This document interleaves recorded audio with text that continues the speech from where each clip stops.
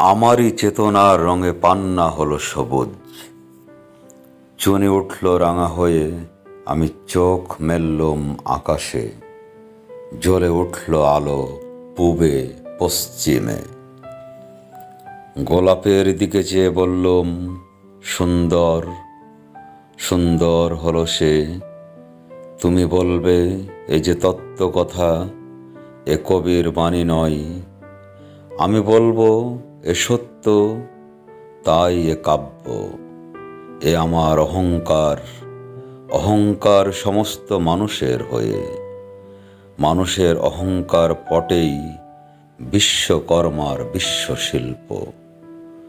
তত্ত্বজ্ঞানী জপ করছেন নিঃশ্বাসে প্রশ্বাসে।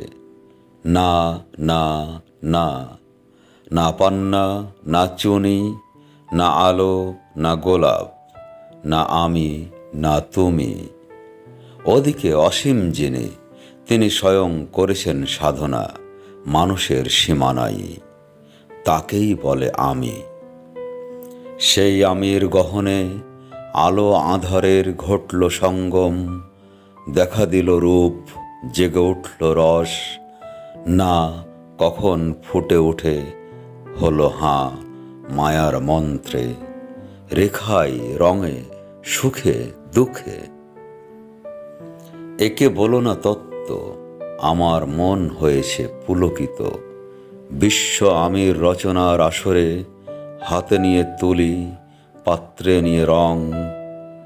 পণ্ডিত বলছেন বুড়ো চন্দ্রটা নিষ্ঠুর, চতুর হাসি তার। মৃত্যুদূতের মতো গুঁড়ি মেরে আসছে সে পৃথিবীর পাঁজরের কাছে। একদিন দেবে চরম টান তার সাগরে, পর্বতে মর্ত্যলোকে। মহাকালের নূতন খাতায় পাতা জুড়ে নামবে একটা শূন্য। গিলে ফেলবে দিন রাতের জমা খরচ। মানুষের কীর্তি হারাবে অমরতার ভান। তার ইতিহাসে লেপে দেবে অনন্ত রাত্রির কালে। মানুষের যাবার দিনের চোখ বিশ্ব থেকে নিকিয়ে নেবে রং। মানুষের যাবার দিনের মন ছানিয়ে নেবে রস। শক্তির কম্পন চলবে আকাশে আকাশে। জ্বলবে না কোথাও আলো, বিনাহীন সভায় যন্ত্রীর আঙুল নাচবে, বাজবে না সুর। সেদিন কবিত্বহীন বিধাতা একা রবেন বসে নীলিমাহীন আকাশে, ব্যক্তিত্বহারা অস্তিত্বের গণিত তত্ত্ব নিয়ে। তখন বিরাট বিশ্বভুবনে দূরে দূরান্তে অনন্ত অসংখ্য লোকে লোকান্তরে এ বাণী ধ্বনিত হবে না কোনোখানেই, তুমি সুন্দর, আমি ভালোবাসি। বিধাতা কি আবার বসবেন সাধনা করতে যুগ যুগান্তর ধরে? প্রলয় সন্ধ্যায় জপ করবেন,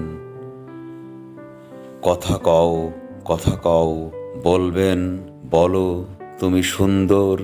বলবেন বলো আমি ভালোবাসি।